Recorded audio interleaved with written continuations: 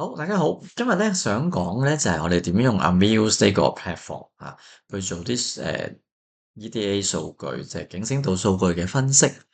咁啊，呢個 platform 咧，我諗如果你有用開呢隻標去量度 EDA 咧，應該都唔陌生嘅。呢個係 Qubit EDA 嘅 platform。咁啊，當你用呢個 platform 嘅時候咧，咁啊好多時候可能我哋最簡單直接就直接撳入嚟呢度去睇嗰個 graph 嘅轉變啦。同埋咧嗰個影片發生緊啲咩事啦，咁都係好好嘅。咁你對應翻喺呢度6點半，咁跟住你就可能大約撳翻過嚟呢個6點半，咁你會睇到發生緊啲咩事咁樣。咁呢個係一個嘅方法我哋去做。咁但係咧有時候就發覺得到有啲唔方便嘅，要拉上拉落啊，咁樣褪嚟褪去啊咁睇。咁所以咧就整咗呢一個嘅 platform 出嚟。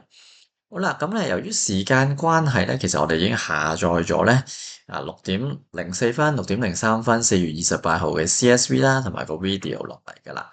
咁當我哋轉個 Amuse 個 platform 嗰度咧，就可以即刻做分析啦。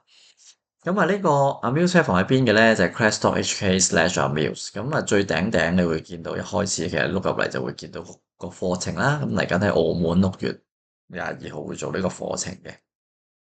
係啦，咁跟住碌落去低啲咧，就係會見到呢個嘅 platform 啦。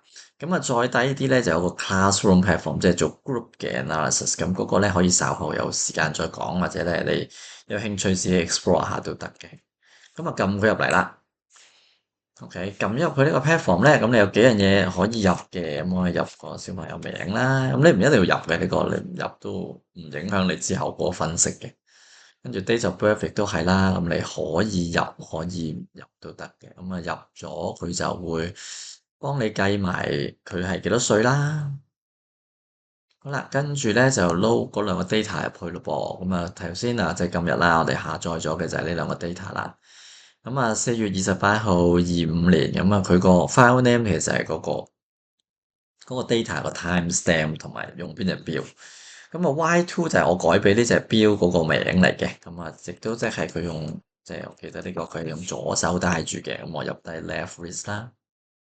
另外呢個咧，我就用咗右手去俾佢戴住嘅。咁我入咗 right wrist 啦。咁入完咗呢兩個嘅 data 之後咧，咁下邊就可以正式將佢放入去個 platform upload 上去啦。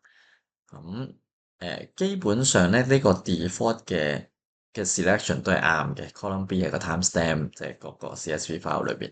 咁個 column D 咧就係嗰啲 EDA 數據。好啦，食完入去啦，咁你會即刻見到個 graph 嘅。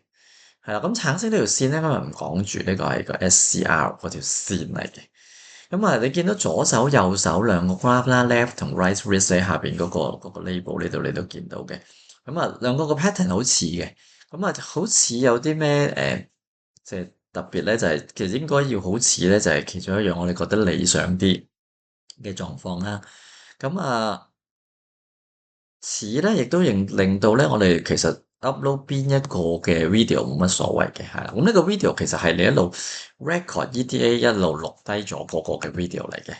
咁你話我唔係喎，我唔係用呢個 video 喎，即係我另外用個 video cam 錄喎，咁都可以嘅，你放入去係啦。咁不過你用嗰個方法咧，就可能你要喺呢度做啲嘢去拍翻齊兩個 data。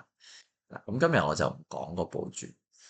你見到呢個 video 啦，咁你可以 play 呢個 video 啦。咁我揀1.5倍、2倍，甚至乎6倍速去播呢個 video。你見到快咩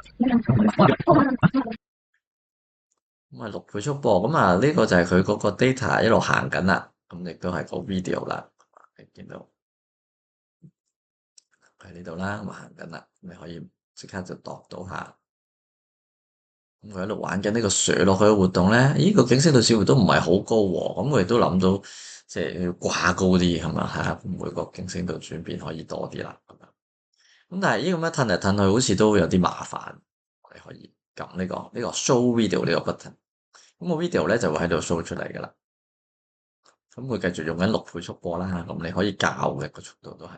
咁好細個喎，可唔可以大啲啊？video 咁都係可以嘅，咪放大啲咯。想褪上褪落咧，咁呢度都可以嘅，咪褪翻高啲或者褪翻低啲，咁方便你睇。